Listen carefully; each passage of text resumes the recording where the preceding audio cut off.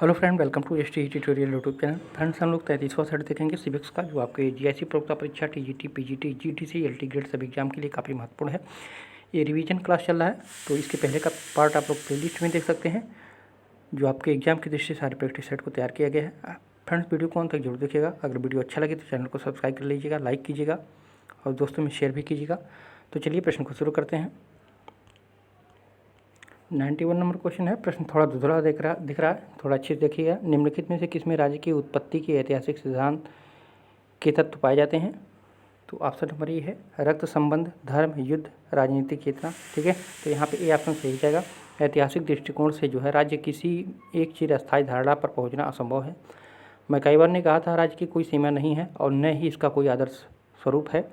और उन्होंने अपने पुस्तक मॉडर्न स्टेट में जो है राज्य की उत्पत्ति के ऐतिहासिक सिद्धांत के तत्व जो है सामाजिक भावना, रक्त संबंध, धर्म, आर्थिक गतिविधियाँ, युद्ध की भूमिका, शक्ति का प्रयोग और राजनीतिक चेतना को जो है शामिल किया था। ठीक है, तो यहाँ पे ए ऑप्शन आपका करेक्ट हो जाएगा। 92 नंबर क्वेश्चन है। निम्नलिखित में से कौन सा एक राज्य के कार्यों के कल्याणकारी दृष्टिकोण में सबसे कम प्रासंगिक है? तो ए ऑप्शन आपका सही हो जाएगा। व्यक्तियों की प्राथमिकताओं पर समूह के हितों का प्राधान्य। ठीक है, लोक कल्याणकारी राज्य जो है शोषण की प्रणाली को खत्म करने की कोशिश करता है। यह एक जो है प्रगति आधारित सामाजिक एवं राजनीतिक बदलाव लाता है। तो यहाँ पे ए ऑप्शन आपका करेक्ट हो जाएगा। 93 नंबर प्रश्न है। इनमें से कौन सा आवश्यक तत्व राज्य का नहीं है? तो अस्थायी तो ये राज्य का तत्व नहीं माना जाता है। राज्य के 4 आवश्यक तत्व माने जाते हैं: भूभाग, सरकार, संप्रभुता और जनसंख्या। ठीक है, प्लेटो ने राज्य की जनसंख्या जो है कितना निर्धारित किया था? तो 5040। ठीक है, और रूसो कितना किया था? तो रूसो 10,000 जनसंख्या निर्धारित किया था। ठीक है, तो यहाँ पे सी ऑप्शन आपका करेक्ट हो जाएगा। 94 नंबर प्रश्न है। राज्य की विधिक धारणा की अभिव्यक्ति हुई है, तो कहाँ से हुई है? बोधा, हाफ्स, बेंथम और ऑस्टिन के लेखों में। ठीक है, यहाँ पे ये ऑप्शन आपका करेक्ट हो जाएगा। बोधा जो था, हाफ्स, बेंथम तथा ऑस्टिन जो है समस्त विचारक असीम या कहा जाए तो एकल प्रभुसत्ता के समर्थक हैं तथा इन सभी ने जो है राज्य की विधिक अवधारणा की बात कही है। ठीक है, तो यहाँ पे ए ऑप्शन आपका करेक्ट हो जाएगा। 95 नंबर क्वेश्चन है। मैं प्राधिकृत करता हूँ और अपने ऊपर शासन करने का अधिकार परित्याग इस मनुष्य या मनुष्यों की इस सभा के पक्ष में इस शर्त पर करता हूँ कि तू भी अपना अधिकार उसे सौंप दे और इसी प्रकार उसके कार्यों को प्राधिकृत करें। यह कथन किसका है? तो ये हाफ्स का था। ठीक है, सी ऑप्शन सही होगा। हाफ्स की एक पुस्तक थी लेवियाथन, आप लोग पढ़े होंगे, जो 1651 में आई थी। ठीक है, उसमें उन्होंने सामाजिक समझौते के सिद्धांत को स्पष्ट किया था और कहा था कि प्रत्येक व्यक्ति समझौते के समय एक दूसरे से यह कहता है कि मैं इस व्यक्ति या व्यक्तियों की इस सभा को अपने अधिकार और सत्ता इस शर्त पर सौंपता हूं कि तुम भी उसे इसी तरह अपने अधिकार और सत्ता सौंप दो तथा इसके सब कार्यों को इसी रूप में जो है अधिकृत करो। ठीक है, तो यहाँ पे सी ऑप्शन आपका करेक्ट हो जाएगा। इसको उन्होंने लेवियाथन में बताया था। ठीक है, देखिए वो प्रश्न भी आ गया, लेवियाथन के रचयिता कौन है? ठीक है, तो हाफ्स है, अंग्रेजी विचारक था और इन्होंने जो है लेवियाथन को 1651 ईस्वी में दिया था। ठीक है, तो यहाँ पे सी ऑप्शन सही होगा। अगला प्रश्न है। 2 सूची दिया गया है, यहाँ पे लेखक हैं, उनकी पुस्तकें हैं, मिलान करना आपको। तो जे.एस. मिल की कौन सी पुस्तक थी? तो जे.एस. मिल की जो पुस्तक थी ऑन लिबर्टी थी। ठीक है, तो ए में आपका 5 सही होगा। टी.एच. ग्रीन की कौन सी पुस्तक थी? तो टी.एच. ग्रीन की थी प्रिंसिपल ऑफ पॉलिटिकल ऑब्लिगेशन। ठीक है, तो यहाँ पे पहला ही आपका सही हो जाएगा, तो बी में 1 हो जाएगा। और लास्की का कौन सा पुस्तक था? तो लास्की का था आपका ग्रामर ऑफ पॉलिटिक्स। ठीक है, चौथा नंबर था।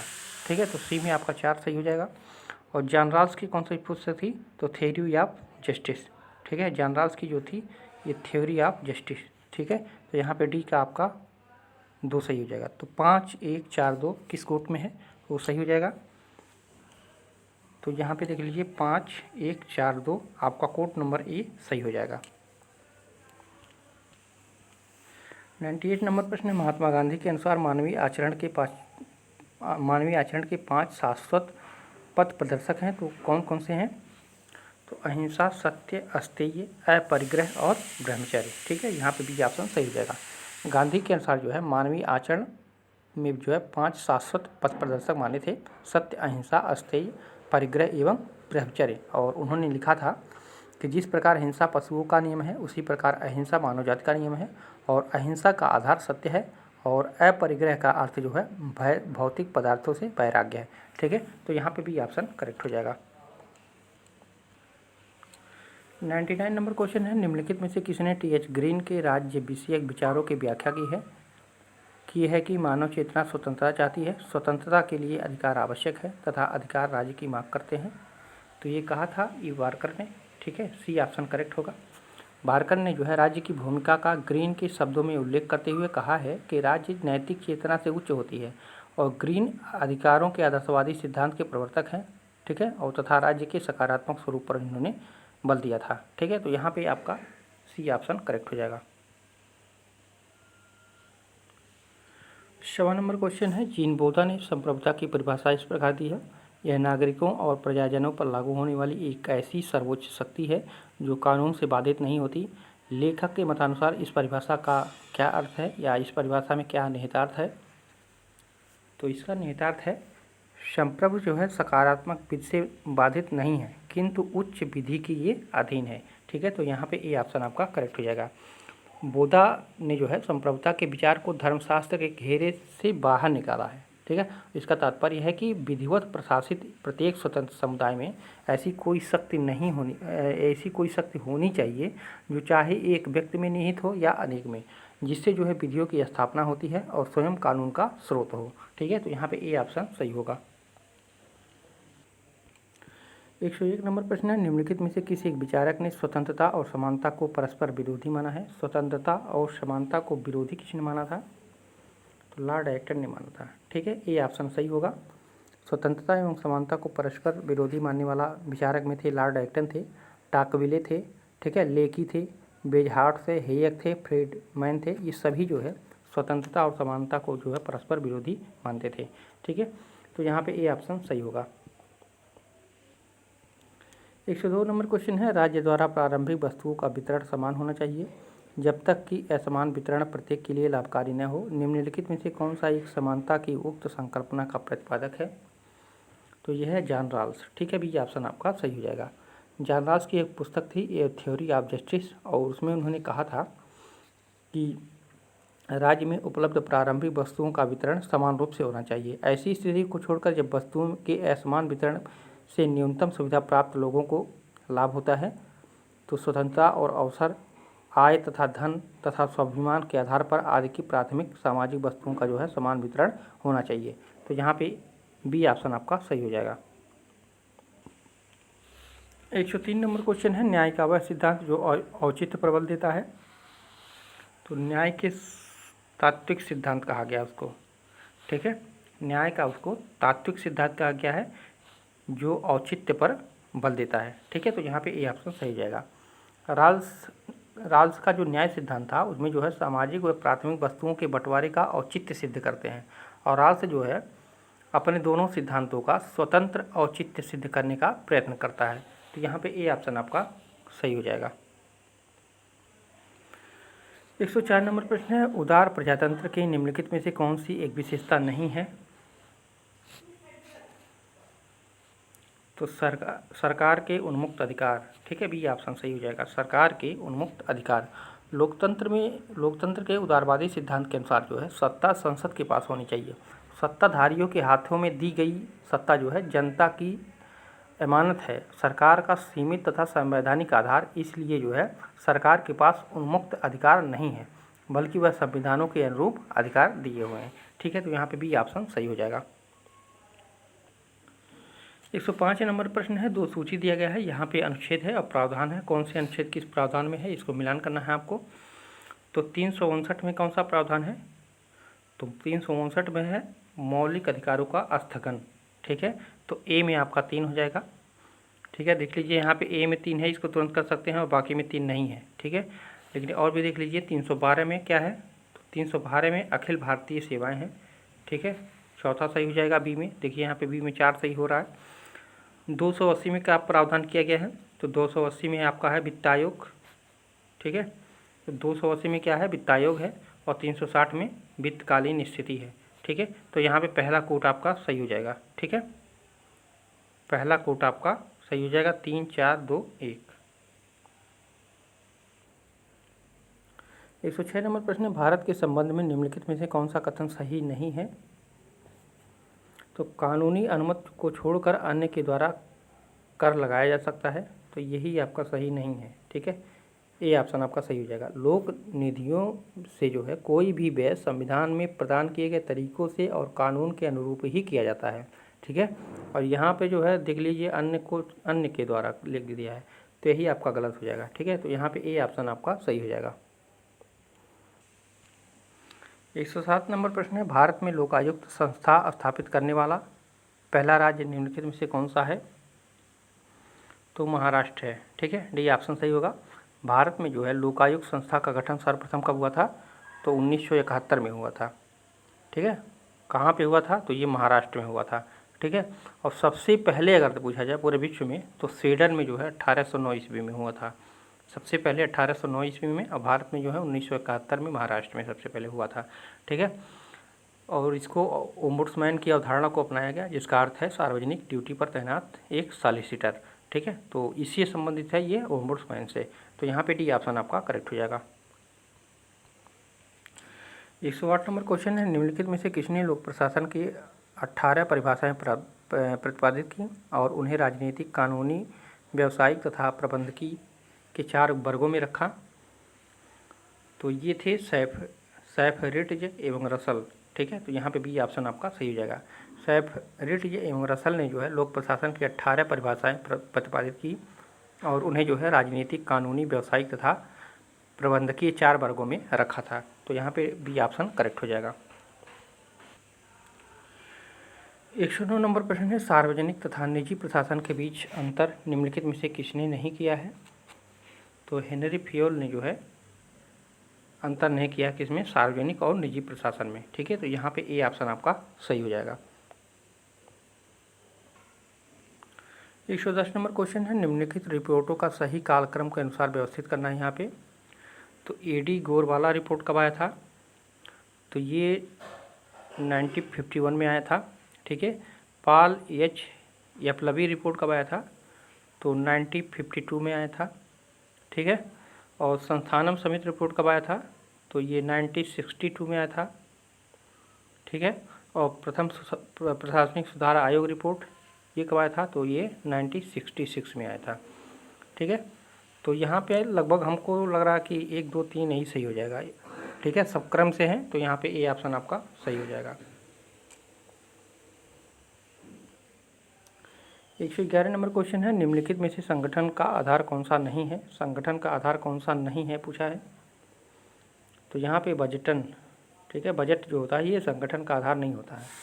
आधुनिक संगठनों में उसके कार्यों को लक्ष्य प्राप्त के लिए श्रम विभाजन के सिद्धांत के अनुसार जो है विभाजित एवं वितरित कर दिया जाता है।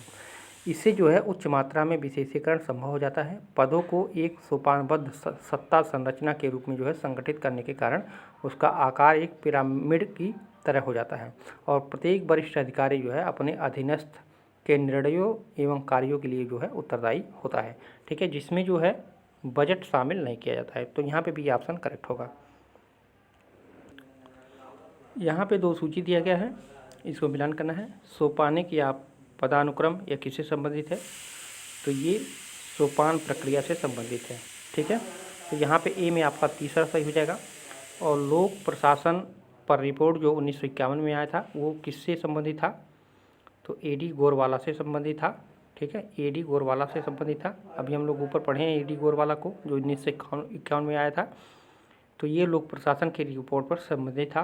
ठीक है, और भारतीय सिविल सेवा में प्रारंभिक छँटाई परीक्षा, तो ये डॉक्टर KS कोठारी से संबंधित है। ठीक है, तो यहाँ पे देख लीजिए बी में 4 सही था। ठीक है, और सी में आपका देख लीजिए, सी में पहला सही होगा। डॉक्टर KS कोठारी जो है ये संबंधित है भारतीय सिविल सेवा में प्रारंभिक छँटाई परीक्षा से, तो सी में 1 हो जाएगा। और सहायक एजेंसी जो है हाउस कीपिंग, ठीक है, सहायक एजेंसी जो होती है वो क्या होती है? तो हाउस कीपिंग होती है। तो यहाँ पे डी में आपका 1 सही हो जाएगा, डी में 2 सही हो जाएगा। ठीक है, तो 3 4 1 2 आपका किस कोट में है वो सही हो जाएगा। यहाँ पे आप लोग देख सकते हैं 3 4 1 2, ठीक है, तो सी ऑप्शन आपका करेक्ट हो जाएगा। 113 नंबर प्रश्न है, लोक प्रशासन के अविभाज्य विचार के समर्थक निम्नलिखित में से कौन से हैं? तो ये हैं आपका हेनरी फयोल, मार्शल डिमाक नहीं है, साइमन नहीं है, गुलिक हैं, ठीक है। तो यहाँ पे पहला और चौथा सही हो जाएगा, ठीक है। नहीं, देखिए गलत हो जा रहा है। क्या पूछा है? लोक प्रशासन के अविभाज्य विचारक के समर्थक, तो हेनरी फयोल, मार्शल डिमाक दोनों हैं, ठीक है, ये दोनों नहीं हैं। तो यहाँ पे सी ऑप्शन आपका सही हो जाएगा। हेनरी फयोल और मार्शल डिमाक जो हैं लोक प्रशासन के अविभाज्य विचार के समर्थक माने जाते हैं।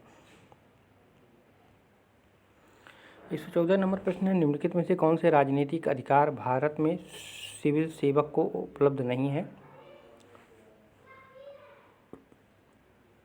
कौन से अधिकार भारत में सिविल सेवक को उपलब्ध नहीं है?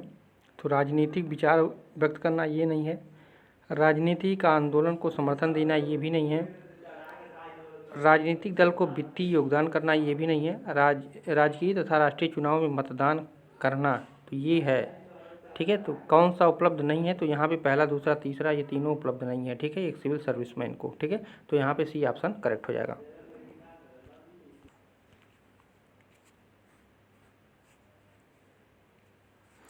115 नंबर प्रश्न है, प्रभुत्व जाति का विचार निम्नलिखित में से किसने दिया था?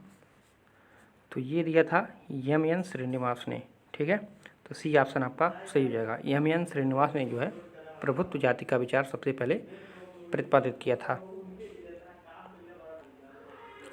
116 नंबर क्वेश्चन है, भारत में दुर्लभता की राजनीति के बारे में निम्नलिखित में से किसने बात की है?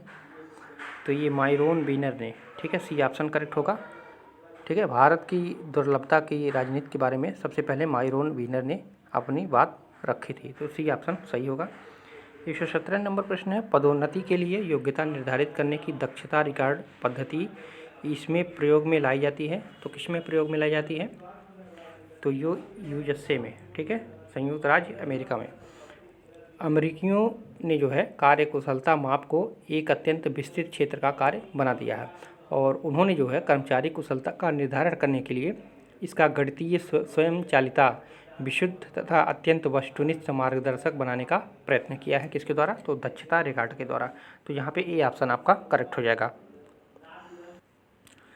118 नंबर क्वेश्चन है, भारत में निम्नलिखित राज्य में से 2013 तक किसने स्थानीय सरकारों के लिए ओम्बुड्समैन की स्थापना की है? तो ये केरल ने किया है, ठीक है, बी ऑप्शन आपका करेक्ट होगा। भारत में केरल राज्य ने जो है 2013 तक स्थानीय सरकारों के लिए ओम्बुड्समैन की स्थापना की थी और महाराष्ट्र भारत का पहला ऐसा राज्य है जिसने सबसे पहले लोकायुक्त का गठन किया था और दूसरे नंबर पे आपका केरल था। 119 नंबर प्रश्न है, संगठन का प्रथम संसक्त या सुसंगत सिद्धांत निम्नलिखित में से किसे समझा जाता है? तो ये वैज्ञानिक प्रबंधन सिद्धांत को, ठीक है, यहाँ पे भी ऑप्शन आपका करेक्ट हो जाएगा। संगठन का प्रथम सुसंगत सिद्धांत वैज्ञानिक प्रबंध सिद्धांत है। यह सिद्धांत जो है 19वीं-20वीं शताब्दी की प्रबंधकीय क्रांति से प्रेरित है और टेलर ने जो है इस सिद्धांत को प्रतिपादित किया था, ठीक है, टेलर ने इस सिद्धांत को दिया था और इस सिद्धांत को टेलर ने जो है पूर्ण मानसिक क्रांति भी कहा था, ठीक है। इस सिद्धांत को वैज्ञानिक प्रबंधन सिद्धांत को जो है पूर्ण मानसिक क्रांति भी टेलर ने ही कहा था, ठीक है। 120 नंबर क्वेश्चन है, उस देश का नाम बताइए जिसने दूरस्थ भर्ती व्यवस्था सबसे पहले विकसित की? तो प्रशिया, ठीक है, प्रशिया ने जो है दूरस्थ भर्ती व्यवस्था सबसे पहले विकसित की थी और विद्वानों की मान्यता है कि भर्ती एक निश्चित प्रणाली की बात सबसे पहले चीन के शासकों में आई और प्राचीन काल में जो है चीन एकमात्र ऐसा देश था जो प्रतियोगिता के माध्यम से जो है योग्यता निर्धारित करता था और उसी आधार पर जो है सरकारी नौकरी देता था और आधुनिक समय में जो है समुचित भर्ती प्रणाली प्रारंभ करने का श्रेय जो है प्रशा को या कहा जाए तो प्रशिया को जाता है और भारत में जो है भर्ती के क्षेत्र में योग्यता का सिद्धांत जो है 1853 से प्रचलित हुआ। ब्रिटेन में इसे जो है आंशिक रूप से 1857 में ये पूर्णतः 1870 में इसको अपनाया गया था। तो सारे व्यवस्थाएं ऐसे थी, ठीक है, तो यहाँ पे ए ऑप्शन आपका करेक्ट हो जाएगा। 121 नंबर प्रश्न है, निम्नलिखित में से किसका वर्णन संपूर्ण लोक कार्मिक संरचना की महत्वपूर्ण वस्तु के रूप में किया गया है? तो ये भर्ती और चयन का, ठीक है, बी ऑप्शन करेक्ट होगा। भर्ती और चयन का वर्णन जो है संपूर्ण लोक कार्मिक संरचना की महत्वपूर्ण वस्तु के रूप में किया गया है। और भर्ती की सकारात्मक अवधारणा से तात्पर्य यह है माना जाता है कि विभिन्न सरकारी पदों के लिए उचित प्रकार के व्यक्तियों की खोज की जाए और चयन करते समय जो है चयनकर्ता का लक्ष्य केवल कुशल एवं योग्यतम व्यक्तियों को जो है चुनना होना चाहिए। तो यहाँ पे भी ऑप्शन आपका करेक्ट हो जाएगा।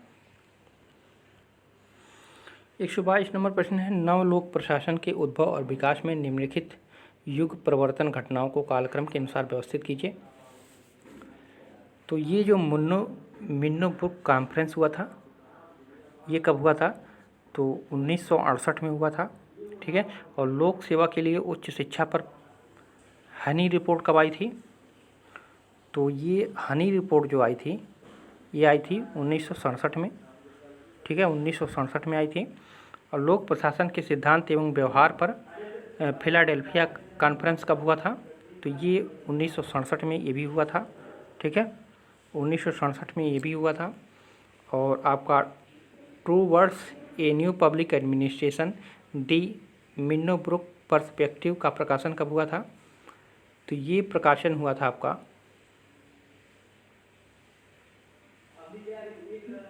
इसका प्रकाशन कब हुआ था ये नहीं पता है, ठीक है, थोड़ा सा आप लोग बताइएगा इसको। तो यहाँ पे आपका सही हो जा रहा है 1967, ये जून में आया था, ठीक है, ये अक्टूबर में आया था, ठीक है। तो ये पहले हो जाएगा। तो दूसरा इसमें देख लीजिए, दो इसमें भी है, इसमें भी है, तो यहाँ पे दो कर लीजिए पहले। उसके बाद कौन सा आया था? 67 के बाद आता है 68, उसके बाद एक, फिर नहीं तो फिर तीसरा आ जाएगा, ठीक है। देख लीजिए यहाँ पे 2067 है, ये अक्टूबर में हुआ था। तो यहाँ पे 2 के बाद 3, तो यहाँ पे देखिए 4 कर दिया है, इसलिए जो है यहाँ पे बी ऑप्शन आपका सही कर लीजिएगा, ठीक है। ये भी 1967 में आया था, ये भी 1967 में आया था, ये जून में आया था, ये अक्टूबर में आया था। तो पहले ये आपका ये हो जाएगा, फिर ये हो जाएगा, फिर आपका पहला हो जाएगा। देखिए यहाँ पे पहला है, फिर ये चौथा है, ठीक है। इसका ऑप्शन नहीं पता है, इसको आप लोग देख ले सकते हैं। तो यहाँ पे बी ऑप्शन सही हो जाएगा। 123 नंबर प्रश्न है, संगठन का सिद्धांत निम्नलिखित में से कौन सा नहीं है पूछा है। तो यहाँ सामूहिक उत्तरदायित्व, तो ये संगठन का सिद्धांत नहीं माना जाता है, ठीक है। संगठन के 6 सिद्धांत स्वीकार किया गया है। पहला कौन सा है? पद सोपान, दूसरा आदेश की एकता, तीसरा नियंत्रण की सीमा, चौथा समन्वय, पांचवा केंद्रीकरण बनाम विकेंद्रीकरण, और छठवां क्या है? एकीकृत बनाम जो है स्वतंत्रता, ठीक है। तो ये 6 पद सोपान के दिए गए हैं, जिसमें सामूहिक उत्तरदायित्व तो शामिल नहीं है। 124 नंबर प्रश्न है, लोक प्रशासन के सीमा क्षेत्र को प्रशासनिक सिद्धांत और अनुप्रयुक्त सिद्धांत में निम्नलिखित में से किसने विभाजित किया है? तो ये यश बाकर ने, ठीक है। यहाँ पे ए ऑप्शन करेक्ट हो जाएगा। लोक प्रशासन के सीमा क्षेत्र को जो है प्रशासनिक सिद्धांत और अनुप्रयुक्त सिद्धांत में विभाजित करने का श्रेय किसको जाता है? तो यश बाकर को जाता है। तो ये ऑप्शन आपका करेक्ट होगा। 125 नंबर प्रश्न है, अपनी सामान्य अवधि के पूरा होने से पहले सर्वोच्च न्यायालय के न्यायाधीश किसके द्वारा जो है हटाए जा सकते हैं? तो ये संसद के दोनों सदनों की अनुशंसा के आधार पर राष्ट्रपति के द्वारा जो इनको हटाया जा सकता है। न्यायाधीश को जो है संसद के प्रत्येक सदन द्वारा विशेष बहुमत द्वारा पारित समावेशन जो है राष्ट्रपति को प्रस्तुत किए जाने पर जो है राष्ट्रपति द्वारा हटाया जा सकता है। उसे 2 आधारों पर हटाया जाता है। पहला, साबित कदाचार, मतलब उनका जो कार्य है उसको साबित करके, और दूसरा जो है असमर्थता, ठीक है। तो यहाँ पे आपका डी ऑप्शन करेक्ट होगा। तो फ्रेंड्स, रहे महत्वपूर्ण प्रश्न। कैसा लगा वीडियो कमेंट कीजिएगा, वीडियो को लाइक कीजिएगा और सभी लोग शेयर भी कीजिए, ठीक है। फिर मिलते हैं अगले पार्ट में। पूरा वीडियो देखने के लिए आप सभी को धन्यवाद।